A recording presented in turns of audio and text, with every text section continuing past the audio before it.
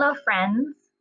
My name is Mrs. Carrie Coonan, and it's always a pleasure to get to introduce myself. And this presentation is no exception, for sure. We welcome you all to Raynor Country Day School's 2020-2021 school year, which is certainly started off in a very exciting manner. Although things may appear very different, the love, patience, kindness, and attention of our staff has never changed since Friday, March 13th. We hope that you appreciate the digital open house presentations we've organized for you this evening, and we look forward to a very exciting and adventuresome school year.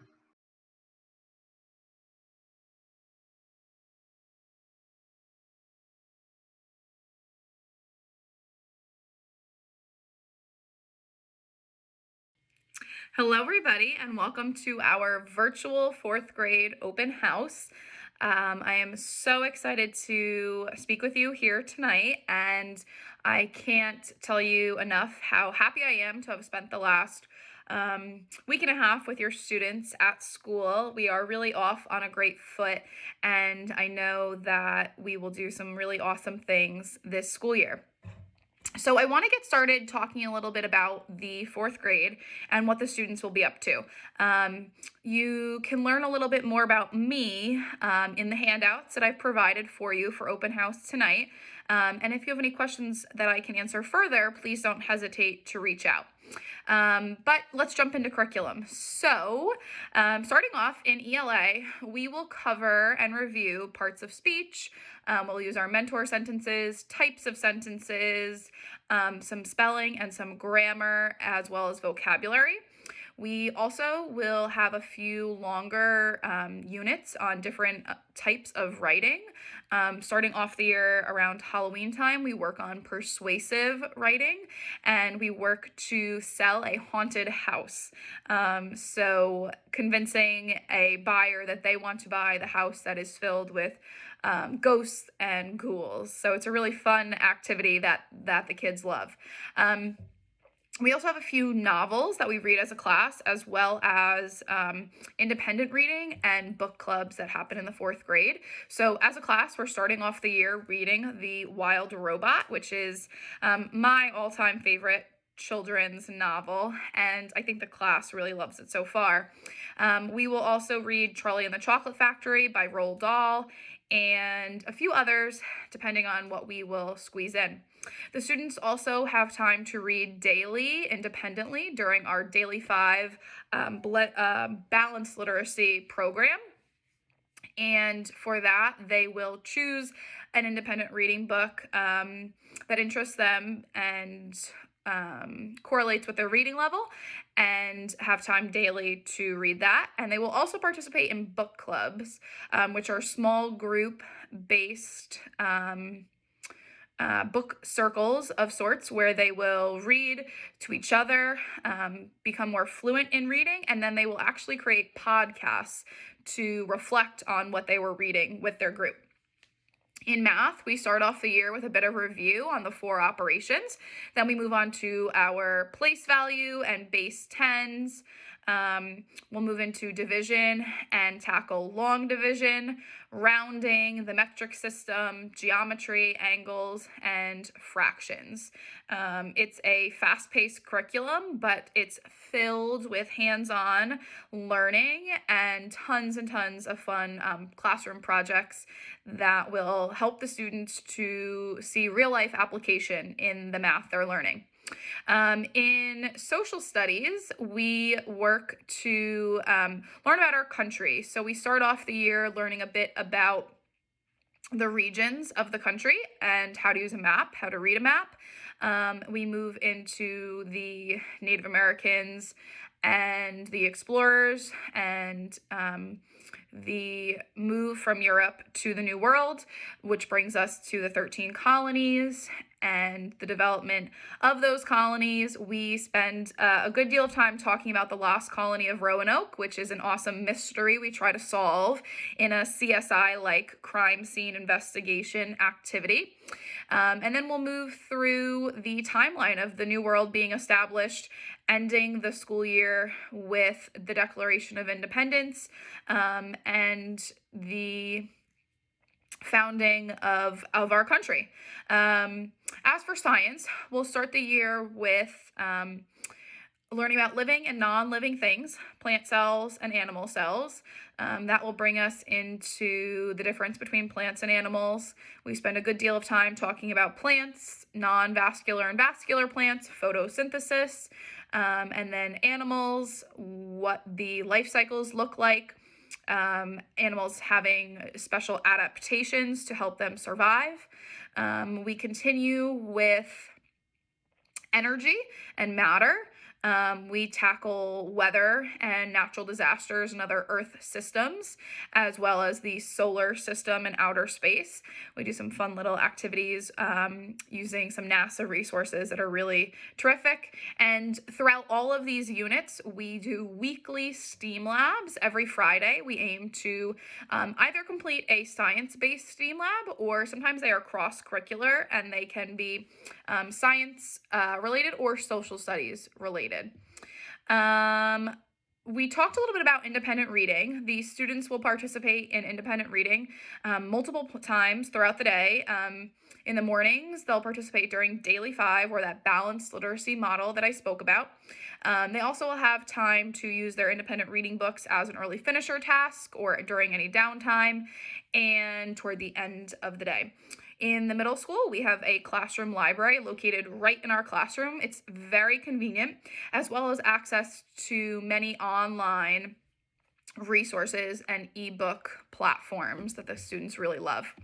A few exciting things that we do related to reading in the 4th grade: we start the 40 book challenge around Christmas time, and so then we aim to finish 40 books by the end of the year, and we do some check-in points along the way.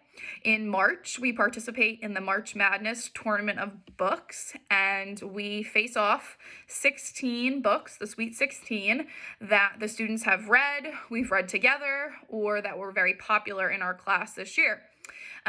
Books that the students have not read, they have time to read during the month of March and April, and this encourages them to maybe choose a book that's outside of a genre that they lean towards, and to try new things. It's a really awesome activity.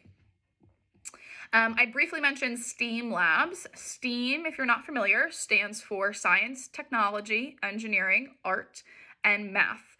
It can also be called STEM, and that would be omitting the A for art, but I like to include it because I think it makes it a more well-rounded experience. STEAM education is very important to me as an educator, as well as the world that we're living in and the 21st century student that we want to create. STEAM labs transform your child into a problem solver. They allow them to think critically and to see things in a different way with a different lens. I quite literally see a transformation in these students week by week as they complete each STEAM lab, and it's so rewarding for me. And then you as parents to see that change in them as well. One of my favorite phrases is be a problem solver. And so that's something that I often will tell the students during STEAM labs. We started off the year with a read aloud called The Girl Who Never Makes Mistakes. And we talked a lot about the idea of failure and failure being okay, it being something that fuels us. And that is one of the driving forces in STEAM labs. Your creation may often fail, but every time we do a STEAM lab, we leave time for revisions and edits because we want to learn from those failures or mistakes. In science, we also use interactive notebooks and Cornell-style notes. These both help students to stay organized and on top of their work and create a long-lasting system for note-taking that's efficient and effective. I will link a video for you to learn a little bit more and send home some flyers. In our classroom, we use Class Dojo as a communication platform, but also as a positive reinforcement or behavior modification program in the classroom. So students are awarded points for various character traits or positive deeds that they do. So being on task, being focused, being honest, helping appear when they drop their pencil box, all different traits that we're trying to grow in these children.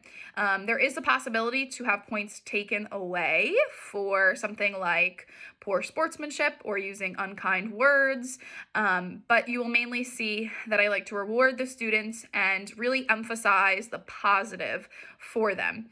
On the parent end, you are able to track their points daily, and this is a system that we can use in partnership to keep each other in the loop and updated.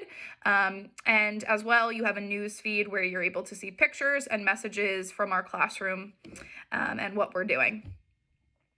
We use flexible seating in the 4th grade to help us adapt and to help to accommodate the different learning styles. Some students are more than happy to sit at a desk in a chair, but some students need a little bit more movement.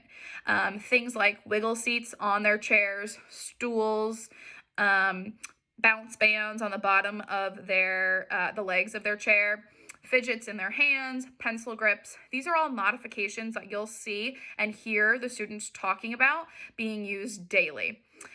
We use a lot of floor style seating as well for group activities like lap desks or bean bags or yoga balls. These are all things that the students have access to and will be checking out this year a week at a time to utilize in the classroom and in the hallway. That was just a brief overview of all the things or some of the things that we cover in the 4th grade. We like to have fun. 4th grade is a really enjoyable year. They are really stepping into their own as role models for the Raynor community and members of the upperclassmen group now with grades 5 and 6 as well. They take on more responsibility and they're asked to rise up and really showcase that.